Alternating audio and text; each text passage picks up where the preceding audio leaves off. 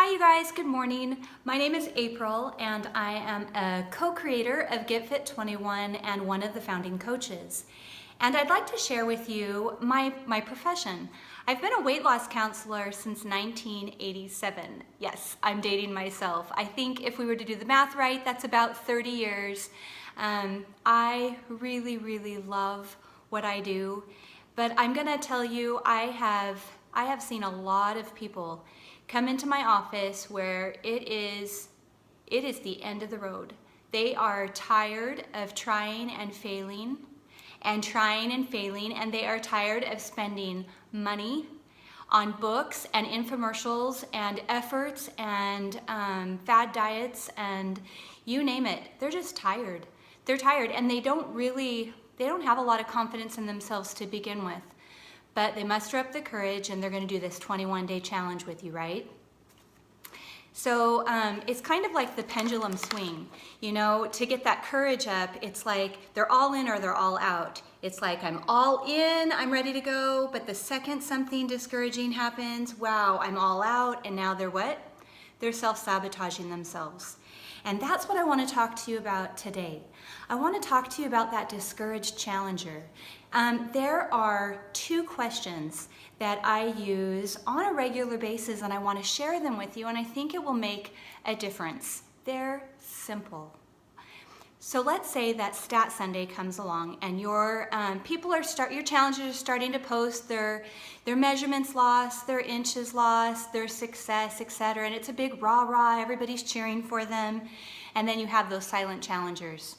And they finally get the courage. Maybe you've reached out to them, they finally get the courage and they post that dreaded answer. I didn't really lose any weight and I don't notice much inch loss, and it's heartbreaking. It's heartbreaking for you as their coach, and sometimes that can be really scary, and I want to show you how easy this is to handle. I want you to handle this with confidence, and that's my goal for you today. All right, so Stat Sunday, that particular challenger posts, you can tell that they're discouraged. They're starting to enter a little bit of self-pity. All right, first question. I want to know, what is it that you did last week that you think you did really good at?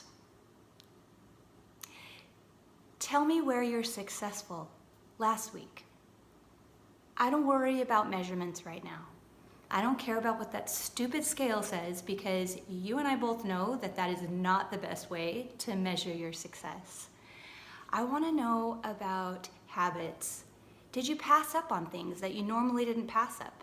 Did you do well on the 4-4-12? Are you noticing a little bit more energy? Do you feel different when you wake up in the morning? Are you drinking more water? Are you going to sleep? I want to know what one thing did you feel that you improved on last week? That's question number one. After you get their answer, you go straight into question number two, and that is, what area do you feel you need to improve on? What area are you going to work on next week? That's what I want to know. And then wait for their answer. Whatever their answer is, to be quite honest, that's probably why they weren't losing their weight and their inches. But you don't have to tell them that. They figured it out for themselves just by you asking the right questions. So let's go over this quickly, again one more time. Discouraged challenger. The very first question you're going to ask them is, what area did you improve on the most last week? Wait for their answer. The second question is, what area do you want to work on next week? And then hold them accountable. You guys, instead of just saying, good job, get it done, awesome, you know, these kinds of things, dig a little deeper and love them enough, love your challengers enough to ask them questions and to hold them accountable. You guys, your challengers are going to love you for this. Help them through it. For some of your challengers, this is just it's really scary. You know, it's a very vulnerable place. They feel naked in front of your challenge group. So help them through this.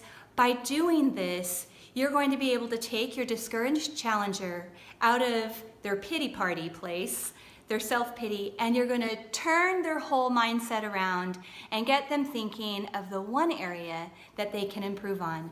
Baby steps, you guys. You're awesome coaches. Have fun with this. Enjoy your challengers. And I hope you enjoyed my tip today.